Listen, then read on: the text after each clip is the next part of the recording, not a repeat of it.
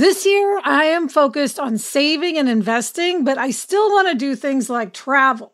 NerdWallet lets you compare top travel credit cards side by side to maximize your spending, some even offering 10 times points on your spending, which means you could end up with a free flight or maybe a better hotel room. So what could future you do with smarter financial decisions? Compare and find smarter credit cards, savings accounts, and more today at nerdwallet.com. NerdWallet, finance smarter. Reminder, credit is subject to lender approval and terms apply. Hello and welcome to Happier, a podcast where we talk about how to be happier. This week, we'll talk about why it's worthwhile, at the very least, to be polite. And we'll explore the different types of gold stars that give people a feeling of recognition and reward.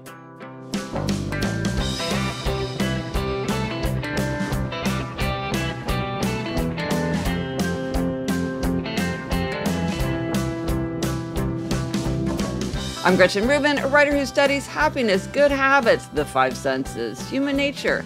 I'm in my little home office in New York City, and joining me today from LA is my sister Elizabeth Kraft. And Elizabeth, you and I are in the same category, I believe, when it comes to what type of gold stars we crave. That's me, Elizabeth Kraft, a TV writer and producer living in LA. And yes, Gretch, I think we are the words of affirmation gold star types. Oh, yeah. We will get into that. I like to hear it. But first, an update. Yes, this comes from Erica. She says, in episode 464, I heard Liz say she or her parents got her son, Jack, an investing app. I have a teen and tween, and I've been looking for an investing app for them. Would you please share the name? So either Greenlight or Robinhood. Those are the two, Gretch, that I know about. We got Jack Greenlight, which is also a sort of a debit card. And then Robinhood, I know, is an easy way to invest. Okay, that's good. That's helpful. And then Michelle said, every year I love hearing what Liz and Gretchen choose for their one-word theme. My chosen word this year is habit, and I've come up with a way to keep this word present in front of mind throughout the year.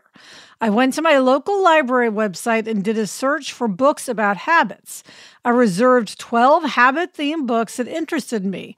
Then I assigned each a date to be released on the 15th of every month in 2024. This way, I'll have a steady stream of books to read related to my one-word theme throughout the year to keep myself focused on what I chose as my intention. This can be done with nearly any one-word theme. I hope others are able to use this tip. Well, that's a different idea, Gretch. I thought this was a brilliant idea. One, it's using the library, which we love. Use the library. We love libraries. Also, it is a way to keep yourself learning and engaged and keep your idea top of mind, because for you and me, Elizabeth, it's always like, how do you just keep it in your mind that this is what you're aiming for? But also in Better Than Before, I write about the 21 strategies of habit change. And one of the strategies is the strategy of other people. And this is the idea that we pick up habits from other people for good or for ill. And so putting yourself in the company of people who have the habit that you want, research shows, is very beneficial. So, and this can happen even sort of in your imagination. So if you want to run more, you might read Runner's World, because then in your imagination, you're hanging out and talking to people and exchanging ideas with people who have the same values. Or like you could listen to a yoga podcast where people are talking about yoga and then of course you could just actually be with those people, which would be even better. Yes. But another way to do this is to read books about it, because again, you're putting yourself in the company of people who are thinking about what you're interested in. There's ideas, it'll spark new possibilities. And so I think that this way of doing it consistently through the year, I mean, I didn't even know you could assign dates to be released like that. That's very next level. Didn't either. Right? Yes, that's good to know. I don't know if you do that through the library or she did it on her own calendar. Anyway, it's ingenious. Yes. But anyway, I thought that this was something that is very simple. It's something I'd never heard about, and I think it could be extremely effective with a lot of different kinds of aims. Yes. So thank you, Michelle, for that idea. Excellent. So this week, our try this at home tip is to be polite. Now, Gretch, this sounds obvious. We were told forever to be polite, but it is so important. Okay, so here's the thing. I think that if you hear, okay, the try this at home is to be polite, that sounds so trivial. It sounds frivolous. In a world full of suffering and injustice and violence and despair and need, it sounds frivolous. But this is why I wanted to talk about this. Try this at home. I had a dream the other night that just shook me. You know how sometimes you have a dream that is just like shakes you. And in my dream, it was something like I was on a bench or I was seated somewhere. I wasn't on the subway, but it was something like that. And somebody said something to me and I just snapped back. I gave a very like escalating answer. I wasn't cursing at them or something, but I just answered in a very, very impolite, angry way. And this person escalated back. And then I escalated. And then this thing just got huge and it was scary. And it was just, and I remember in my dream thinking, oh my gosh, why didn't I just give a gentle answer? Like, I am at the root of this because this person said one thing to me and like it all just rose and rose and rose and got out of control. And I woke up and I was like, oh my gosh, I need to recommit to just being polite. If I had just been polite, if I had given a polite answer, and in my dream, it was a dream about regret more than it was a dream about the actual interaction. Though obviously that's why I had all the regret and the guilt and the bad feeling. But whoa, I can't stop thinking about it. Yeah, and I have to say, Gretch, there are times in my life when I have not been polite, and I always regret it. Speaking of regret, and I'm never sorry that I was polite. That's something Adam is great about, being really polite. I've noticed that about Adam. And I appreciate that in him. I will say I had an experience the other day where I had to cancel an order because I was sick and I still had to pay for half of the order, which of course is annoying. Yeah. But I was like, I'm going to be polite about this. This is their policy. It's not their fault that I'm sick, etc. And then I re-put the order through. This is like a food order. Yeah. And the woman said, oh, I felt so bad you're sick. I'm going to put in some extra treats for you in this order. Wow. So had I not been polite, I'm sure she would not have been so nice back to me. Okay. So I was like, I was nice, and so she's nice back. Well, okay, so there's so much to say here. And this is one of the things, and again, research shows this, is that we contribute to the environment that we are in. Like, we are not wholly responsible for it, of course. But sometimes if one person can be polite, it helps others to be polite. If I give a mild answer, it helps others to give a mild answer. I mean, you see this in your own family, and you see this with strangers, is that when one person gets angry and defensive, it's very, very hard not to. And again, I don't want to minimize when people are like in terrible situations or when it's really, really unfair, but just kind of in the ordinary friction of life. Now, here's another example. I think this is why it might have been in my mind to give me the dream. Is, okay, I was on jury duty. Yes. And one of the things that struck me about this jury duty was the atmosphere in the courtroom and just in the whole process of it. Now, I want to say I was in the Southern District of New York. This is the best it gets, right? And again, I want to say justice is something that we strive for and we never really achieve. And there's so many times when it doesn't work. But I'm like, this is the system. I am right now participating in the system when it is working the way that we would all hope and dream and strive that it would. And what was so amazing was the deep respect and courtesy. We as jurors were treated with just such courtesy. And they treated each other's with courtesy. They referred to each other's by their last name. So it was like, jurors, will you please follow Mr. Cortez? He will show you where to be seated. And then when the judge came in, we all stood up. The defendant who was there was treated with very great deference. The lawyers, everybody was speaking to each other calmly. And then it created this atmosphere. Like all these jurors, nobody wants to be there. Nobody wants to be in a jury. Then it was a whole thing about were we going to get put on a grand jury? So people were getting very anxious about that. Though in the end, a lot of people were like, I would kind of like to do this. Anyway, that's a whole other story. But part of why I think that it was a really positive experience overall was that there was just this courtesy. And again, it's kind of a formal situation. And I thought, well, I'm feeling like I just like this sheer politeness. And it's with these strangers. And again, I had been thinking about this and my dream, and then I had to get something notarized. And so I made an appointment online to go to this notary, and they sent me 2 confirmation emails badgering me not to miss this appointment. I go to get the appointment, and the guy's like, oh, the guy's sick today. You can't do it. And I said to him in a very angry way, I'm like, well, the thing is, you've been hounding me all day to come to the appointment. Yeah. Like, why didn't you just let me? And he said to me in a very gentle way, he's like, I know that's really frustrating, but we're just like the local franchise and all that happens with the central office and we don't have any control over it. And then I immediately calmed down because that's another thing about being polite. I will often, truth be told, get very annoyed with people and like sort of argue with them about things that obviously they have no control over. It's like, right. Why are you arguing with the checkout person? They have no Yes. control over how this system is set up. Yeah. And so just be polite. Well, and it keeps you calm. I mean, and that is the thing. When I'm polite, Yes. then I don't get the angry, Yes. frustrated feeling Yes. in the moment. So I both don't feel it in the moment and then also don't regret later having been rude. Well, 1,000%. So it pays off in dividends. Well, and this is so important because what research shows is that we often think that we act because of the way we feel. So I'm acting angry because I'm feeling angry. But in fact, what research shows is that we often feel because of the way we act. And so when I'm acting angry and impolite, it's inflaming those feelings in me. And so if I can say, take a beat, be polite, give a respectful answer, treat others with courtesy, that's going to help me feel more courteous, more polite. It's funny, I see this at the Met. So I'm at the Met all the time, and people like they do think they get too close to the art. Their children start to like put their hands all over some like Egyptian mausoleum. I was in the garden court and somebody threw his coat over one of the stones and the guy was like, that's actually part of the exhibit. You can't put your coat there. I was like, that's kind of ambiguous. Is it a rock there or is it part of the exhibit? Right. Anyway, so some of the guards, like they're all respectful, but some of them are very kind of sympathetic, kind of like, oh, I know you want to get so close to the art, but really we would prefer that you back up. And then some are coming on in a kind of scolding way. And I've never seen somebody openly argue with a guard, but you can see that the way that the guard expresses his or her admonition colors the experience for the visitor. And it's interesting to see that. And maybe as an upholder, I never want to get scolded. So like a couple times I've gotten too close to something and it's like, woo, I get so, anxious. Yeah. So again, I don't want to minimize times where it's not right to be polite, but I just want to tell myself, amp it up.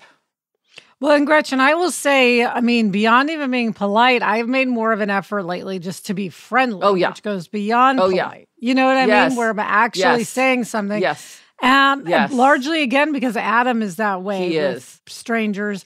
It works. Yeah. It really does improve your day. Yeah.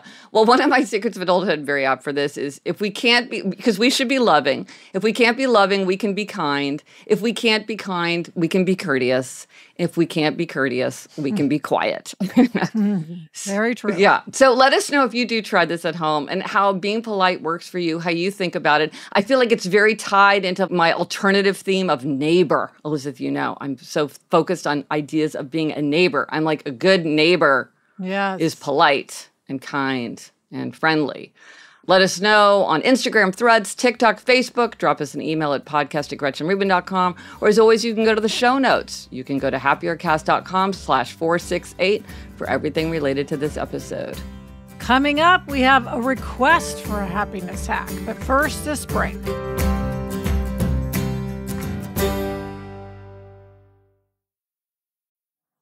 At the start of the new year, every small business owner is asking themselves the same question. What's the one move I can make that'll take my business to the next level in 2024? LinkedIn Jobs knows that your success all depends on the team you surround yourself with. That's why LinkedIn Jobs has created the tools to help find the right professionals for your team faster and for free.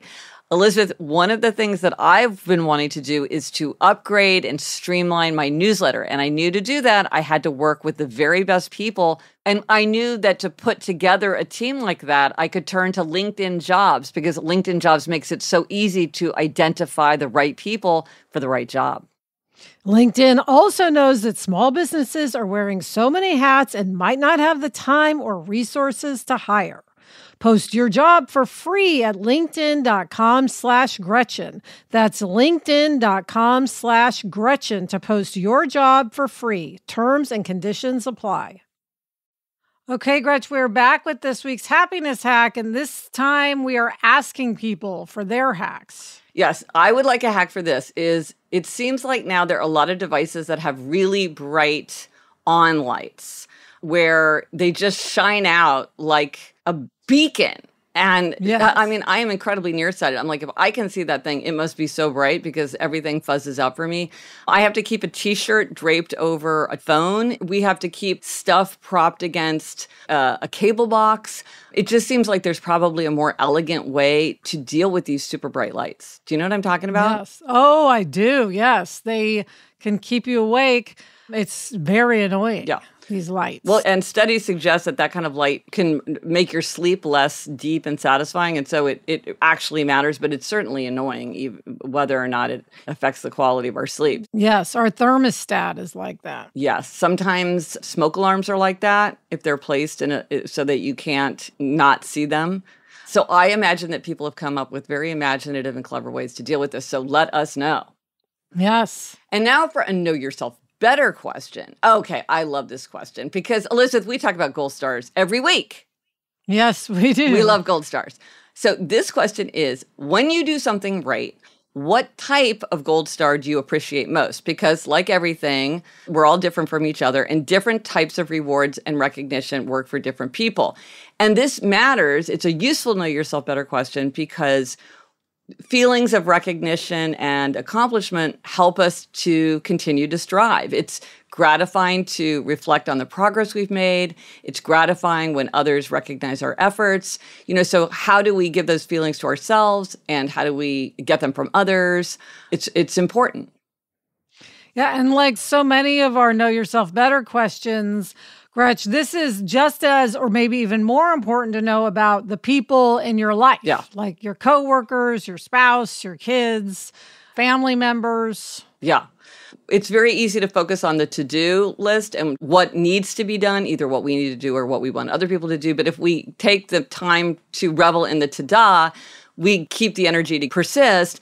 But you have to think about, well, what does a ta-da look like for you? Okay. So let's go first, you and me. Yes. So we are the praise seekers, yes, right? And if you've read the 5 love languages, which many people have, they talk about words of affirmation, which is both of our love language as well. So these are the people like us who want to hear praise aloud. Yes, we want the praise. And of course, these all kind of blend into each other. But another one is the certificate accumulator. These are people who really like some kind of recognition of mastery. So they might like to get a certificate, or they get published, or they get a job title. So they really want that certificate. And then there's trophy hunters, people who want actual gold stars, like a physical trophy, a scout badge, a medal. In finance, Gretchen, you said people get financial tombstones or deal toys. Yes. So when you do a big deal, everybody gets what's called a deal toy or a tombstone, and it's a kind of trophy. You put it on your bookshelf, and it is a trophy. Here's one I think is a chain builder. These are the people who get tremendous satisfaction from seeing the chain get longer and longer as they don't break the chain. And recently in the Wall Street Journal, I saw a story about how Wordle, because people get so invested in their chain, they can get extremely distressed if they break their chain for Wordle. And I think for many people, there's all different kinds of chains. And that's why I have the Don't Break the Chain tracker, because for some people, they get just immense satisfaction off of that daily check. Absolutely. I'm a Wordle person, Gretchen. I relate to that. Yeah. And then the keepsake collector. And these are the people who are, if they try 5 new restaurants, they want to keep a matchbook from every restaurant or a playbill from every play they go to. They want the keepsake. The keepsake. There's the likes gatherer. So these are people who are seeking engagement on social media. So they want to get that kind of gold star. Party planners, those are the people that want to have a party to celebrate. Yeah, they want a social event to do it. The pat on the backer, these are the people who really like you to like physically pat them on the back. Like we use this metaphorically, but for some people, like they really want that handshake and that fist bump, some kind of physical. High five. High five, yes, right, all that you see, like sports, I guess that's a lot of that. The rewards taker, explain this, Gretch, because this can be tricky. Okay, so I talk about this in Better Than Before. And so you've got to distinguish, there's the rewards taker and the treats taker. And so let's distinguish between those. So a reward is something that you get because you've earned it or because you deserve it. And a treat you get just because you want it. And so we should all give ourselves plenty of healthy treats whenever you feel like we need a little boost just to help us keep energized. So the treats you don't earn. A reward taker is somebody who gets a reward for having done something. So I did this XYZ thing well, and so to give myself that recognition or to give somebody else that recognition, I'm going to give them a reward. Rewards, though, are just tricky because they sometimes can interfere with why we're doing something, how well we're doing something. There's a famous study. They gave rewards to children who read a certain number of books, and what they saw is that the children would read very easy books in order to get the reward. So in a way, it interfered with them really reading books that would challenge them and probably that they would enjoy more. So sometimes rewards can, this is probably true of all of these things, though, under certain circumstances, they can mess with us. So that's another thing to know about yourself. Because, Elizabeth, I feel that way sometimes. Like my desire for praise isn't always very constructive, I would say. Yes. And too much of anything can be bad. Yeah. I will say that in the Happier app, because there are people who do love getting a badge, we're adding badges in the toolkit for monthly badges. There's special badges, like if you do Write 24 and 24. There are Ames badges if you reach milestones, which I think is sort of they're kind of a combination of certificate collector and trophy hunter. So that's in the Happier app. If that's your style, you might find those very fun to get. So, Gretch, would love to hear from people what kind of gold stars works for them. How do they go about getting it? Do they give it to themselves or get it from others? Yep. And do you have better names? We just came up with these names as like shorthand for the types, but maybe people have cleverer characterizations. That would be fun. All right, Gretch, now we have a listener question, and this comes from Amanda. She says, Gretchen, is there a reason you use the term aims instead of goals? Perhaps it's because I'm a questioner, but I get tripped up every single time you use one term instead of the other. For me, I think the term goal is a familiar and expected word by which I know what it's asking of me. It feels attainable and achievable and has a desired end state to reach. I even like the sound of it better. Whereas aim is more ambiguous and makes me anxious because it feels like something I will never actually achieve. An aim will just keep evolving. It feels less official and less motivating if it's inherently designed to be a direction to which I am headed and not a desired end state. And Gretch, I know that you have very strong feelings about this. I am so happy to see Amanda's question because she put her finger on exactly why I use those words, for exactly that reason. Because I do feel like an aim is something that you never reach. It's something that you're going to work on and work on and work on. And a goal is something that you could reach. But often when we're talking about the big things in our lives, they are aims. It's not something that we can just do and cross off. So a way to think about it is that we can often support our aims with goals because a goal is something that you can do. So Elizabeth, for instance, your aim is to exercise regularly, indefinitely, right? Yes. I mean, that's not something you can finish. Right. You can't be done with that. Right. But you set yourself the goal of Fryman 100 or Orange Theory 50. Right. That is a goal that you can reach. But here's the problem with a goal, and this is why I use aim, is if you focus on the goal, in my observation, if you're not focused on the larger aim, you're focused on the goal, a lot of times you will achieve that goal and then you will stop altogether. Because often when people reach a goal, they're like, this is the finish line. And now that I am finished, I have to start over. And what I've also observed, and this is all in Better Than Before under the strategy of first steps, is that it's hard to take the first step. And it's even harder to start over. So sometimes just kind of the novelty of starting for the first time makes it kind of fun and easier. But if you have to start over, often people find it very hard to start over. It's like, maybe it's kind of don't break the chain, like now I'm going back to zero. And so reaching a finish line can get in people's way. So I think it's better to think of a milestone. The aim of exercising regularly, indefinitely, you have reached the goal of the Fryman 100, but that is just one of many milestones that you will pass. That's one goal of many, many goals that you will have in a lifetime of movement. Yes. Well, and I know this can be a problem with challenges, like a 30-day yoga Yes. challenge. Then you do yoga for 30 days and then you never do yoga again. Yes. Or dry January, you don't drink all of January and then you just totally drink all Yeah. willy-nilly. Yes. I mean, because sometimes I think people assume like, oh, it will automatically change my habits. I mean, you can use these things to give you a helpful start. There's ways to do it, but like we're doing Right 24 and 24, right? So the goal is to participate in Right 24 and 24. And so you do it 2 to 4 minutes or 24 minutes a day, and that's what you're doing.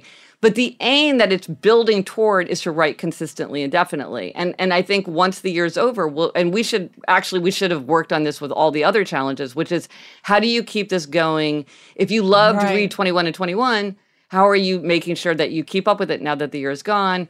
Like National Novel Writing Month. It's like, okay, you wrote a novel in a month, but really you probably want to keep writing in an ongoing way. And so, and I mean, I think Amanda sees that as kind of discouraging, and it is bigger because it's not something that can just get done. And this is why I think the 24 and 24 lists often are good. Like Elizabeth, you and I often have something like find the perfect crossbody bag. That is a goal that can be achieved, and then you're done. You don't have, that's not an aim. That's just something that you want to do. But then there's other things, even something that's hard, like write a will, it can be done. And then that goal will be achieved. Yes. But flossing every night is an aim because you're never going to be done. Right. Exactly. So anyway, I was thrilled to see that Amanda had picked up on this distinction because I often was like, is anybody even noticing this? But at least one person did. Thank you very much. All right. Well, coming up, I have a habit demerit. But first, this break.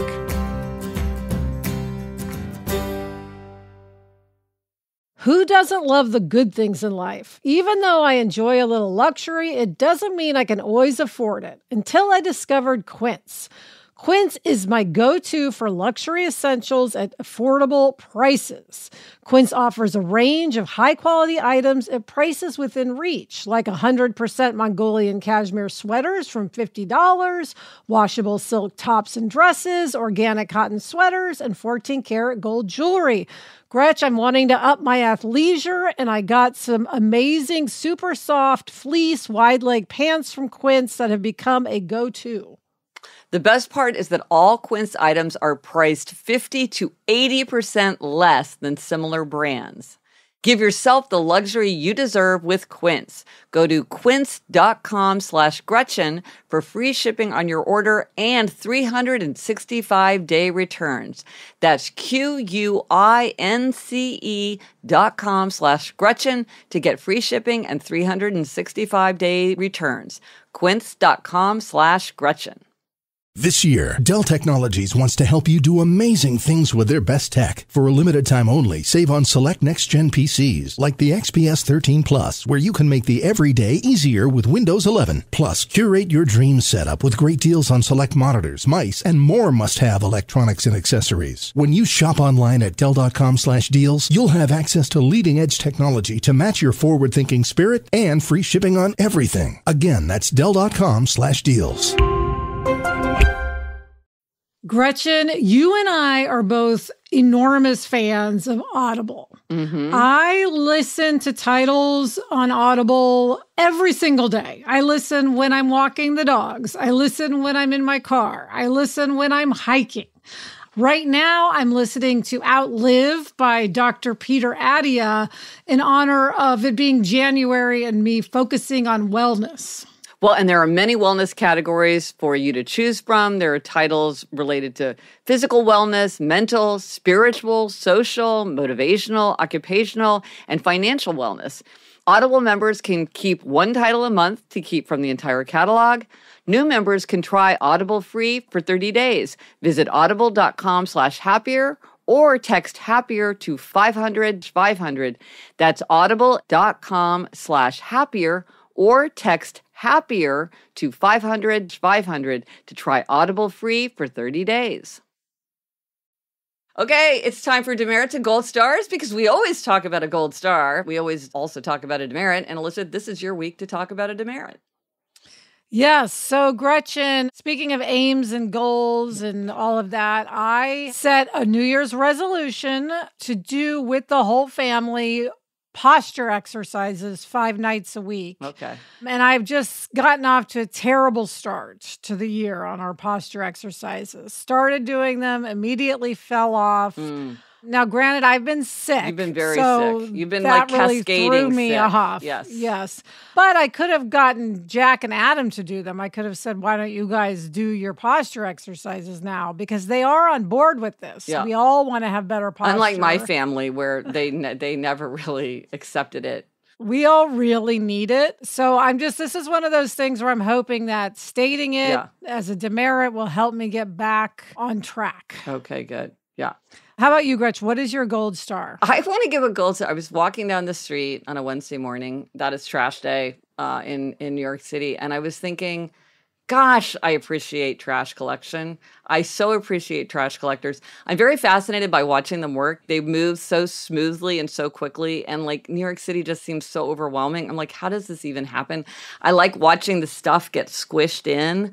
I don't know. It just like, if you live in a big city, Elizabeth, you and I both live in like big cities. It's like they are this essential. They truly, truly are essential to everyone's health and well-being. And I think it's one of those things that's easy to take for granted. And yet they play this crucial role and do their work so well. Yes. Sometimes it's the people who are the most reliable who get taken for granted. And I just reminded myself, boy, I don't want to take my trash collectors for granted. Life would be very different if that was not running smoothly. Yes, gold star. And the resource for this week, take my new quiz, the Habits for Happiness quiz. You can take it at gretchenrubin.com/quiz. And this quiz is designed because people often say to me, I want to make my life happier, but tell me where to start. What's the best new habit that's going to help me become happier?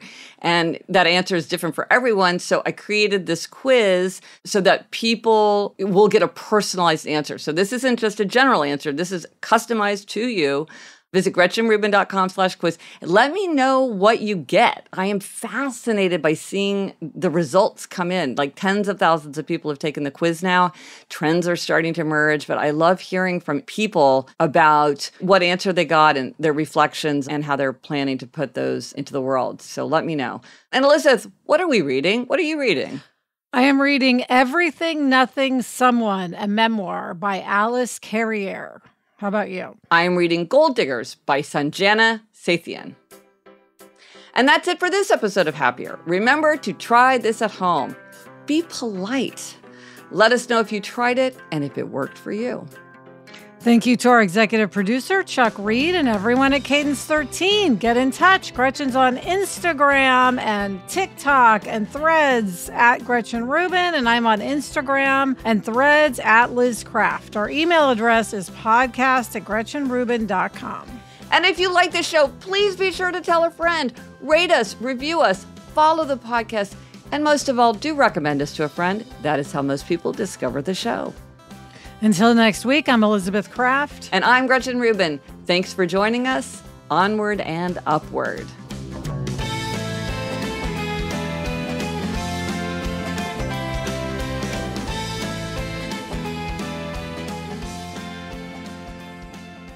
So, Elizabeth, the memoir you're reading is written by someone who was the daughter of Jennifer Bartlett, the artist, right? Yes. Okay.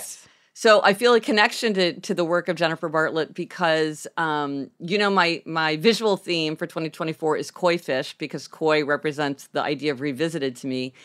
And Jennifer Bartlett painted a very big painting that included a beautiful painting of koi fish called Air, 24 hours, 5 p.m. And so, so there is a distant but real tie between koi fish and the memoir you're reading. All right, I'm going to look it up.